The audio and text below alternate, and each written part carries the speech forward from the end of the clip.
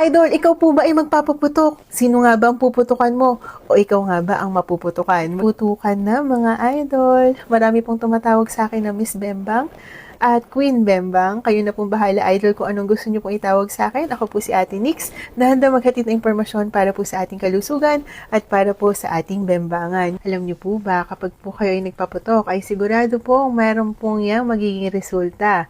Maaaring maging matuwa po ang petchay, maaari po kayo ay makabuo, o maaari naman po kayo ay makapagsimula ng panibagong buhay. Maraming salamat po sa ating at walang patid po sa inyong panonood ng aking mga video, sa ating po mga bembangan at sa ating kalusugan.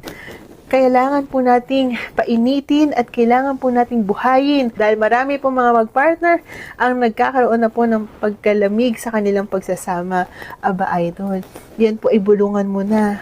Kalabitin mo na, idol, at baba mo na yung pride mo. Bagong taon na, idol. Kayo po ay magsama ng maayos, magandang communication, nasa pag-uusap lamang yan, idol. Idol, bakit nga ba sobrang tigas po nitong si Manoy, lalong-lalo na sa madaling araw, hanggang sa pagputok ng umaga? Bakit nga ba maraming bembangan ang nagaganap sa madaling araw at umaga, idol? Tuwang-tuwa na naman po si Petchay, idol. Bakit sobrang tigas po nitong si Manoy na parang kasing tigas po ng bato?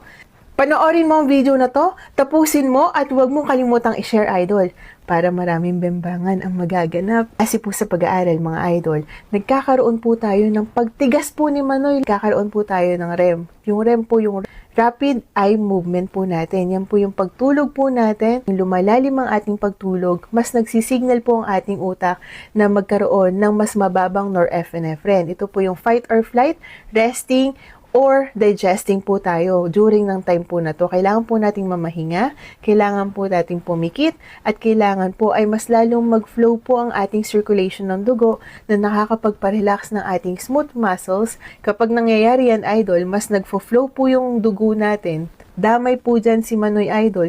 Bigla na lang pong tatayo itong si Manoy at nagkakaroon po ng pagtayo ng 3 to 5 times per night, idol. Alam nyo na po mga babae kung anong oras nyo nga ba dapat hintayin na tumayo itong si Manoy ng sobrang tigas. At syempre, idol, sa mga kalalakihan po, pagdating po ng madaling araw at pagputok ng umaga, nagkakaroon po ng mas mataas na spike ng testosterone. Kaya po pag yan ay nag-spike, ang kalibugan, ang mga katigasan ni Manoy ay bigla-bigla na lang pong susulpot at manggugulat at makikipagbembangan kay Petchay. Ito po ay nagaganap ng 7 o'clock hanggang alas 10 ng umaga at pagdating po ng hapon ay unti-unti na pong bumababa ang testosterone level. Baka naman po itong wet po ninyong partner ay bigla na lang pong nakikis-kis bigla dyan o bigla na lang pong may dadakma dyan, idol, at nanghihimas, ay dyan naman po talaga tatayo itong si Manoy ng kusa at bigla na lang pong may iibabaw dyan. Naku po, patay tayo dyan, idol.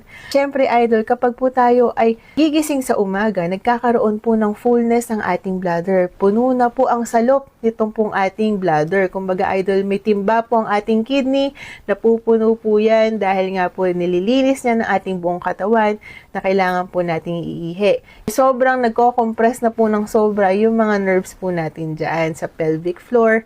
Siguraduhin po ninyo na 3 to 5 times mamayang madaling araw tatayo po ng kusa itong si Manoy. Idol, ano nga ba ang pinaka-best time para po maglulu? Alam niyo po ba, base po sa pag-aaral, mas nare-recommend po na magkaroon ng paglululo ang mga kalalakihan o pati mga kababaihan. Lalong-lalo na po sa mga oras po na gustong-gusto niyo po itong gawin. Ito po ay parte po ng isang self-love ng inyong sarili. Self-care para po sa inyong sarili. Dahil marami pong benepisyo ang maaari pong maibigay ng paglululo. Nakakapagbigay po ito ng confidence, ng self-esteem, kasiyahan, kaligayahan, at nakakapagbigay ng magandang mood, idol.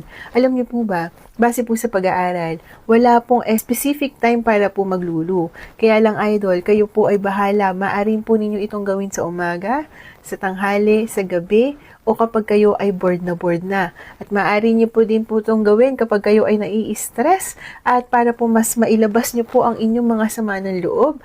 Maaari din po ninyo itong gawin, idol, lalong-lalo na kapag po tahimik ang paligid at kailangan ay pribado para po kayo ay mas makapag-concentrate sa paglululo at maaari din po ninyo itong gawin lalong-lalo na sa umaga.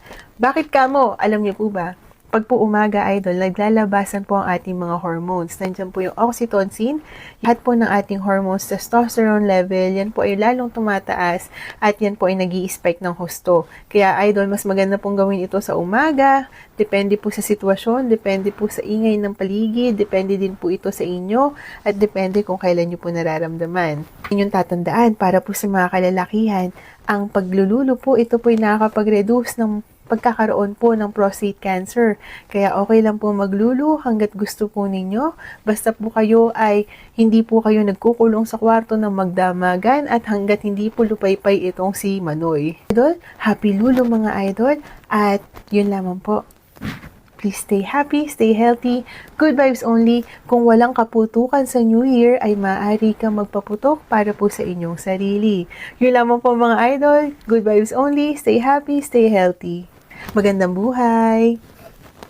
Marami po nagme-message po sa atin para mag-advise sa mga relasyon, mag-advise po sa bembangan, mag-advise po sa kalusugan at lahat-lahat na idol. Yun lamang po, magandang buhay sa ating lahat. God bless po sa ating lahat idol. Maraming salamat po para po kay Mrs., para kay Mr. at para sa mga mag-partner idol. Sa lahat ng ating mga OFW na nagmamahal po sa akin, sa lahat po na nagme-message, nagko-comment at walang sawa po sa pakikipag-engage po sa aking mga video. Maraming salamat po, idol. Maraming salamat po. Yun lamang po. God bless all. At happy putukan.